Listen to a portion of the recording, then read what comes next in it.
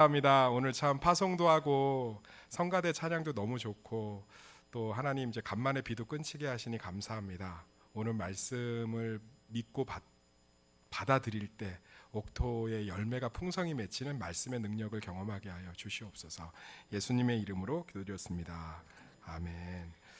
하나님 나라는 어떤 나라인가요? 라는 제목을 가지고 말씀을 살펴보도록 하겠습니다. 한번 따라하겠습니다. 하나님 나라는 어떤 나라인가요?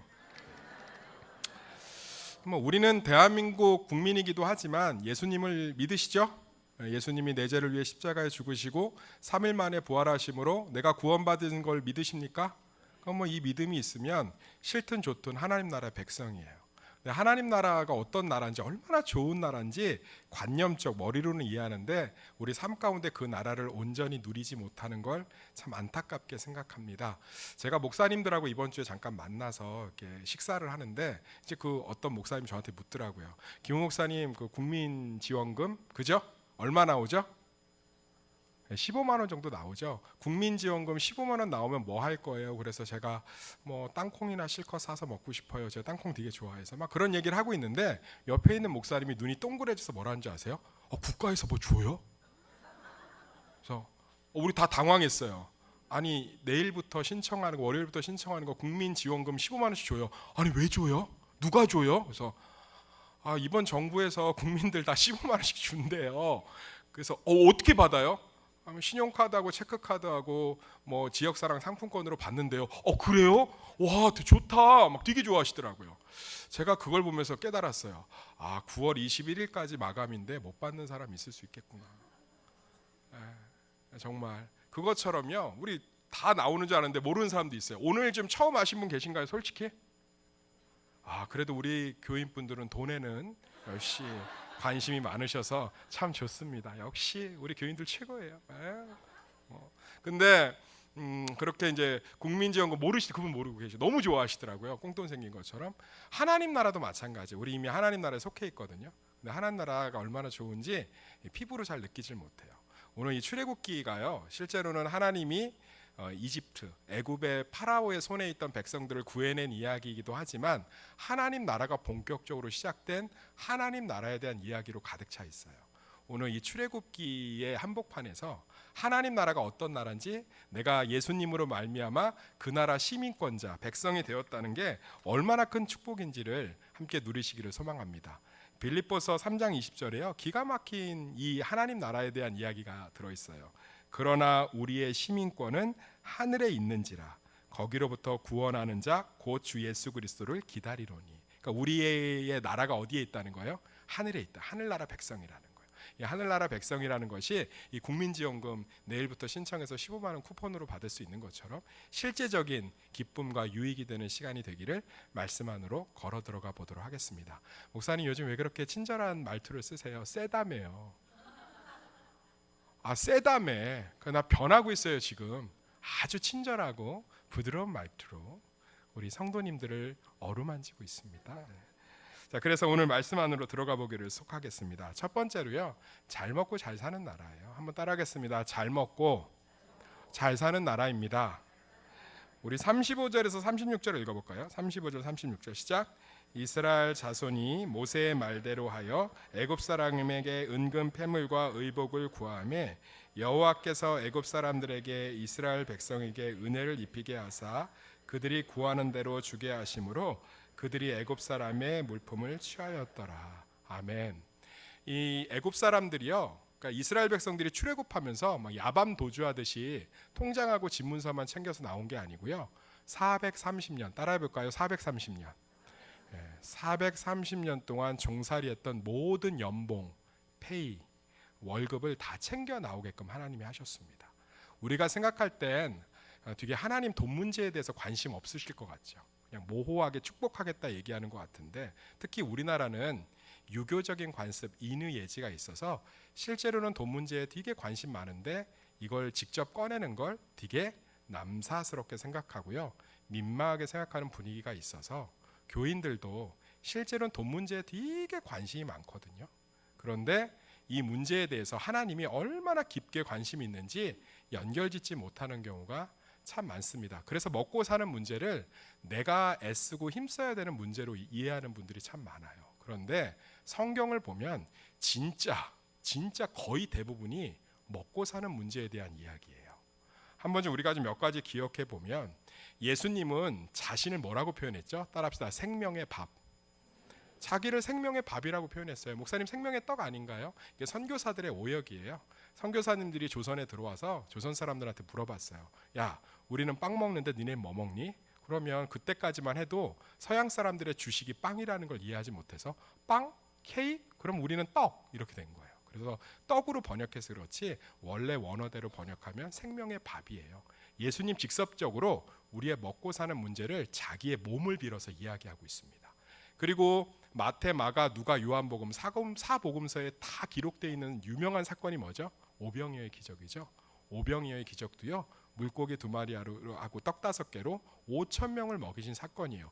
이게 얼마나 먹고 사는 문제를 해결하는 게 중요한 문제인지 예수님이 이 기적을 보여줬을 때 그렇게 예수님 조롱하고 우롱하고 희롱하고 무시하고 멸시하고 천시했던 유대인들이요. 예수님 왕으로 삼으려고 했어요. 그 정도로 먹고 사는 문제요. 성경에 많이 기록되어 있습니다. 갈멜산에서 바알과 아세라 선지자 850명하고요. 엘리야 혼자하고 싸웠거든요. 이겼을까요? 졌을까요? 이겼어요. 그런데 그날 오후에 이세벨이 회개하지 않고 편지를 써요. 너 내가 사랑하는 바알과 아세라 선지자 850명 죽였지? 네 목숨도 내가 취할 거야. 그거에 낙심해 갖고 로뎀나무 아래서 죽여주세요, 죽여주세요, 죽여주세요, 죽여주세요, 죽여주세요, 그냥 죽여주세요, 죽여주세요, 아이 그냥 죽여주세요, 나만 남았으니까 죽여주세요 라고 했을 때 하나님이 기도해야지, 말씀 붙들어야지, 담대해야지 라고 한 게 아니고요. 성경에 보면 숯불에 떡을 구워서 어떻게 하죠? 먹이세요. 엘리야야 일어나 먹어라. 먹을 걸로 위로하세요. 제발 저에게 기도한다는 말로 위로하지 마시고 먹을 걸로 위로해 주세요. 하나님처럼, 제발 하나님처럼 위로해 주세요. 엘리야 먹고 사는 문제 되게 관심 많아요. 이삭의 우물 사건 기억하시나요? 우물은 이 당시에 돈줄이에요. 생명줄이에요. 근데 그 문제 가운데 하나님이 이삭을 깊고 넓은 곳으로 인도하시는 줄 믿습니다. 사실 하나님이 먹고 사는 문제 정말 많이 성경에 기록하고 있어요. 정말 많이 기록하고 있습니다. 그런데 우리도요, 실제로 먹고 사는 문제가 본질일 때가 되게 많아요. 우리 되게 예민해지고 날카롭고 불평 많은 이유가 뭔지 아세요? 여유가 없어서 그래요. 실제로는 다 감추고 있지만 부부 문제도 들여다보면 돈 문제일 때가 되게 많습니다. 먹고 사는 문제일 때가 되게 많아요. 자녀 문제도 들여다보면 얘가 못 먹고 제대로 못 살까 봐에 대한 걱정이 훨씬 많아요. 아닌 이유도 많습니다. 그런데 그런 이유도 많다는 거예요. 질병 문제도 마찬가지예요. 병원비가 많이 들까 봐. 제가 목회하면서 진짜 안타까운 게 자녀들에게 병원비 짐 지우기 싫다고 정말 치료 안 받는 경우가 본 적이 있어요. 그리고 몸이 아프면 일을 할 수 있어 없어요? 없죠. 그래서 사실 스트레스 받는 거예요. 교회 내에서도요 예민한 거죠. 근데 이게 제가 정말 느껴요. 제가 좀 경제적으로 여유로운 동네 분당 지역에서 사역할 때 교회가 전반적으로 분위기가 여유로워요. 그런데 조금 소득이 좀 낮은 지역에서 사역하면 성도들이 정도 많고 하지만 부대낌과 날카롭고 비판적이기도 합니다. 우리들 안에 다 뭐가 있냐면 이 먹고 사는 문제 굉장히 긴밀하게 연결돼 있어서 성경 들여다보면 먹고 사는 문제 정말 많이 건드려요. 근데 교회는 그 얘기하는 거 되게 돌려 얘기해요. 물질이 뭐야? 물질이 돈이지. 돈 문제, 먹고 사는 문제. 그런데 오늘 본문 보세요. 하나님이 이스라엘 백성들 출애굽시키면서 430년 동안 일한 거 다 갖고 오게 하시잖아요. 이스라엘 자손이 35절 모세의 말대로 하여 애굽 사람에게 은금 패물과 의복을 구하매, 여기서 구하다라는 단어는 빌다라는 뜻이 아니고요, 당당하게 요구했다는 거예요. 야, 내가 니네 집에서 얼마나 종으로 벽돌 구우면서 일했는지 알아? 그 양 염소 줘. 다 받아 나오게 하셨어요. 하나님이 출애굽하면서 나만 의지하고 믿음으로 광야에 나와서 옷 다 헤어져도 믿음으로 세례요한처럼 메뚜기하고 석통 먹으면서 약대터롯으로 거친 옷 입으면서 살아라라고 얘기하지 않으시고요. 예, 하나님이 출애굽기 3장 21절 22절에 이렇게 얘기합니다. 출애굽이 되기 전이에요. 모세와 이스라엘 백성들에게 이렇게 선언하세요. 내가 애굽 사람으로 이 백성에게 은혜를 입히게 할지라 너희가 나갈 때 빈손으로 가지 아니하리니 여인들은 모두 그 이웃과 사람과 자기 집에 거류하는 여인에게 은폐물과 금폐물과 의복을 구하여 너희 자녀를 꾸미라. 너희는 애굽 사람의 물품을 취하리라. 할렐루야. 하나님이요 이스라엘 백성들이 노동하고 일한 수고 다 기억하고 챙겨서 나오게 하셨다는 거예요. 그리고 다시 한번 말씀드리지만 성경은 생각보다 우리의 먹고 사는 문제에 대해서 하나님이 정말 많이 관심을 갖고 계신 걸 얘기해요. 3년 6개월 동안 비가 오지 않았을 때도요 하나님 그 과부의 먹고 사는 문제를 다 해결하셨어요. 사랑하는 성도님들, 우리의 먹고 사는 문제를 하나님께서 굉장히 관심 있게 관여하고 계신 줄 믿습니다. 이 믿음을 가지고 조금 삶의 예민함들을 놓으시고 따뜻해지셨으면 좋겠어요. 제가 그냥 위로하는 게 아니에요. 믿음 없다고 정죄하는 게 아니에요. 하나님, 우리가 이 땅에서 살아가는데 무엇을 먹을지, 무엇을 입을지, 무엇을 마실지 염려하고 계시고 관심 있게 돕고 계신 줄 믿습니다. 들의 백합화를 보래잖아요. 내가 저것도 먹이고 입히는데 하물며 너희를 어찌 내버려 두겠냐 얘기하시잖아요. 사랑하는 성도님들, 하나님이요 우리의 잘 먹고 잘 사는 문제에 정말 많은 관심을 갖습니다. 다만 그것이 돈으로 해결될 문제가 아니기 때문에 하나님이 여러 가지 모습으로 우리를 인도하고 계신 줄 믿습니다. 그리고 하나님께서는요 내 힘으로 먹고 사는 것 같아도 내가 너희를 먹고 살게 한다라는 걸 경험케 하기 위해서 때로는 가난에, 때로는 물질적인 어려움에 노출하기도 하세요. 봐라, 죽지 않지? 내가 너와 함께하지? 너를 먹이지? 너를 입히지? 제가 목회하면서 보면요 자녀의 먹고 사는 문제를 제일 많이 관심 갖는 건 부모예요. 하나님은 우리의 영적 부모시고 자기 아들을 내어주실 정도로 아들을 저를 위해 내어주실 수 있으세요? 못하죠. 자기 아들을 원수되었던 우리를 위해 내어주실 정도로 사랑하시는 분이 우리의 잘 먹고 잘 사는 거에 어찌 관심이 없겠습니까? 지금 하나님 멋있지 않아요? 430년 동안 종살이하고 나오는데 눈치 보면서 도망 나오는 게 아니라 실제로는 그들이 수고하고 일한 것들을 다 밖에 나오게 하셔서요 오늘 38절 보면 38절 수많은 잡족과 양과 소와 심이 많은 가축이 그들과 함께 있었으며. 읽어볼까요? 자, 띄워주세요. 시작. 수많은 잡족과 양과 소와 심이 많은 가축이 그들과 함께 하였으며. 그러니까 하나님 빈손으로 야반도주하게 나오게 하신 게 아니라니까요. 사랑하는 성도님들, 수고하고 뿌린 것들 하나님이 다 기억하고 계신 줄 믿습니다. 거두게 하실 거예요. 일터에서, 가정에서 참 쉽지 않죠. 조금은 여유롭게 생각하셔도 돼요. 하나님이 도우세요. 함께 하십니다. 우리의 먹고 사는 문제에 반드시 관심 갖고 계십니다. 관심 갖고 계세요. 그래서 정말 우리 가운데 이러한 고백들이 있었으면 좋겠어요. 요한복음 6장 35절에 뭐라고 기록되어 있습니까? 나는 생명의 밥이니 내게 오는 자는 결코 굶주리지 아니할 터이요 나를 믿는 자는 영원히 목마르지 아니하리라. 예수님이 얘기하신 거예요.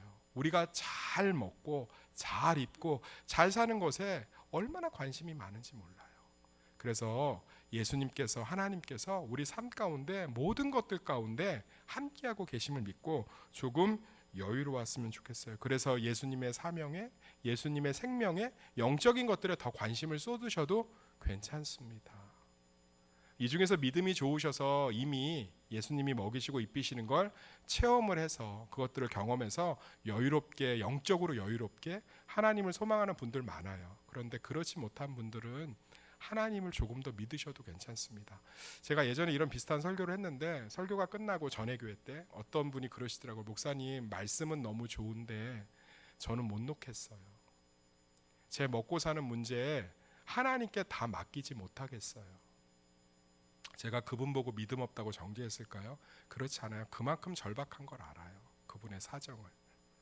그런데 상관없어요. 결국은 2년 뒤에 그분이 고백하더라고요. 하나님은 제 삶을 풍성히 인도하셨습니다. 사랑하는 성도님들, 우리의 믿음과 우리의 의로움과 연약함과 상관없이 하나님 우리 삶의 인도자가 되어주신 줄 믿습니다.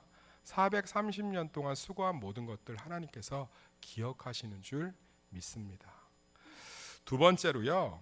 우리 이미 그 나라 백성이 됐으니까 이제 제발 조금만 더 여유로웠으면 좋겠어요. 좀 제발. 실제로는 돈 문제 때문에 정말 많이 싸워요. 정말 많이 예민해지고 날카롭습니다. 조금만 하나님을 기대해도 돼요. 정말 괜찮습니다. 그리고 그 나라는요, 좀 낮아져야 누릴 수가 있어요. 한번 따라하겠습니다. 낮아지면 누리는 나라. 우리 39절에서 40절 두 절 같이 읽어볼게요. 시작.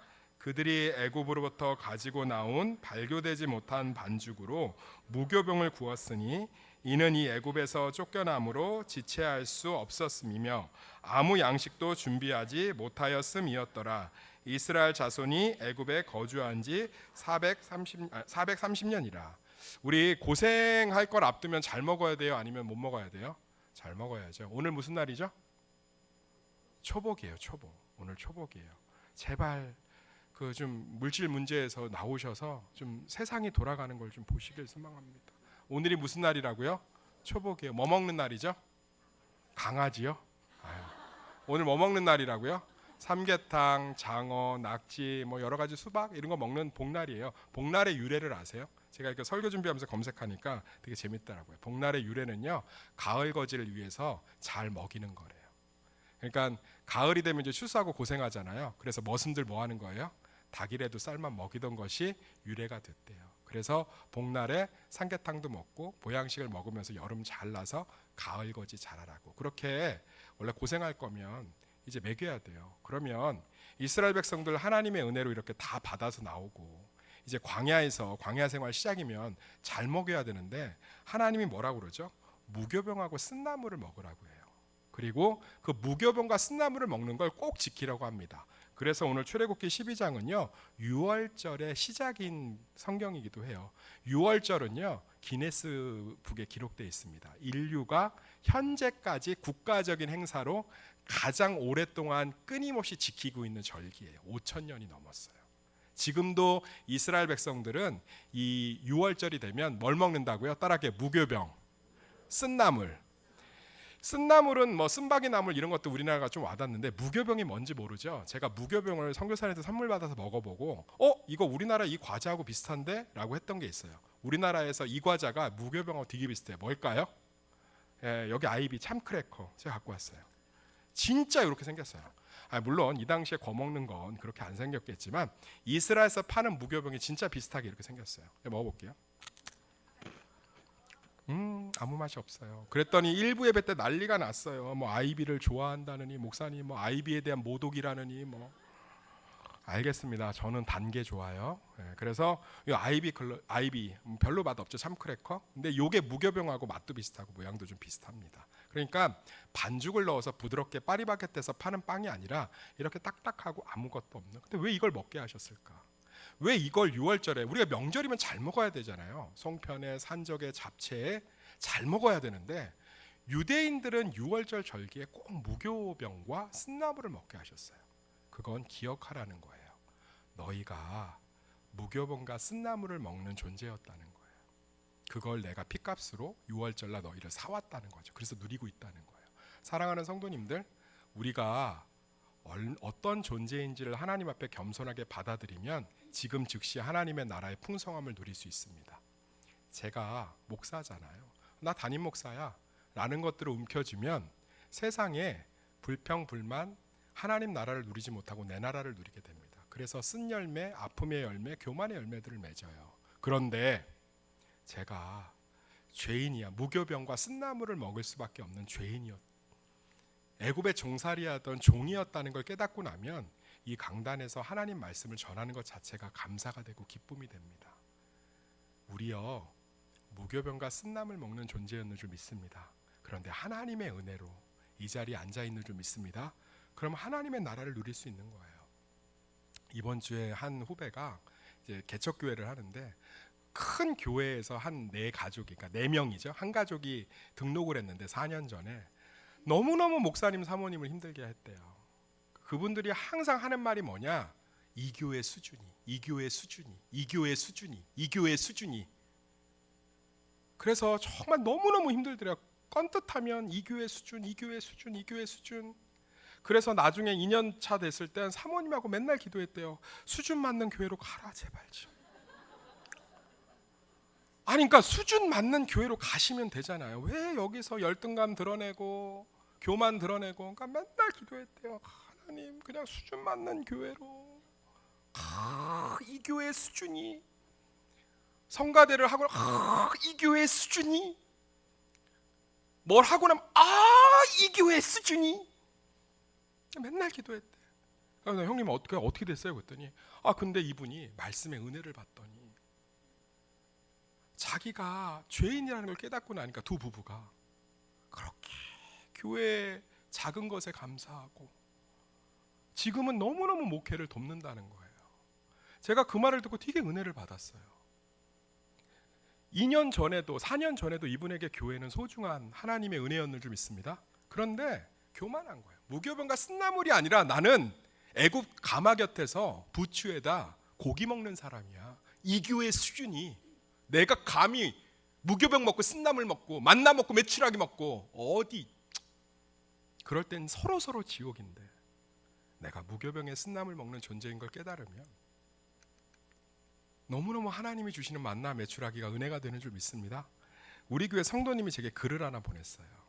이분의 글 속에 낮아지면 겸손하면 자기의 열등감이나 비교의식, 자기의 교만을 좀 놓으면 얼마나 지금도 하나님 나라를 풍성히 누릴 수 있는지가 아주 재미있게 표현되어 있어요. 제가 읽어드릴게요. 그분께 동의를 구했어요. 신랑이 해장국을 사온다길래 같이 가서 먹자고 하고 따라 나섰어요. 아이들 중심 말고 부부 중심이어야 한다는 어제 말씀이 생각나서 아이들 없이 둘이 밥 먹고 왔네요. 별로 좋아하는 메뉴도 아니고 밥 생각도 없었는데 신랑과 이런저런 얘기를 하다 보니 너무 맛있게 먹었지 뭐예요. 둘이 종종 밥 먹으러 잘 나가지만 오늘은 좀 달랐던 게 내키지 않았지만 원래 부부가 단둘이 나가는 건 좋은 일이 아니에요. 말씀에 순종함에 따라 나섰고 결국 맛있게 먹었다는 거예요. 가족의 소중함을 잘 알려주셨던 소중한 말씀 잘 새기며 살겠습니다. 하나님 나라요, 우리 이미 속해 있어요. 할렐루야. 무교병과 쓴나물 먹는 정체성 붙드시면 지금도 누릴 수 있어요.